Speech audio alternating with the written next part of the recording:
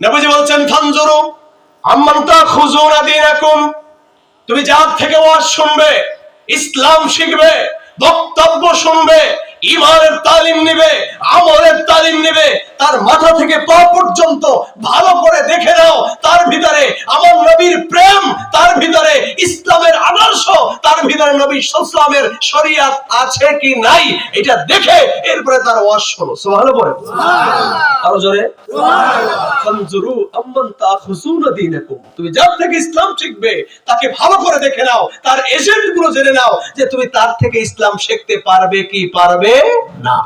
এবারে বলুন, এই আমাকে যে দেখছেন, আমার পরিচয় কি আমি নিজে নাকি আমার পরিচয় সারসিনা দরবার? জোরে বলেন না, আরো জোরে, আরো জোরে।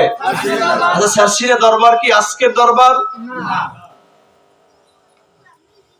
সারসিনা দরবার কি কালকের দরবার? তাহলে আমাকে যে কথা শুনতেছেন এর একটা ভিত্তি আছে। আমি আসছি কোন জায়গা থেকে? জোরে বলেন না, কোন জায়গা থেকে? আমি কোন জায়গা থেকে আসছি? সারসিনা দরবার। আর সেই দরবার যিনি প্রতিষ্ঠা করেছেন তার নাম কি? শাহ সুফি নেসারউদ্দিন আহমদ রহমাতুল্লাহ আলাইহি।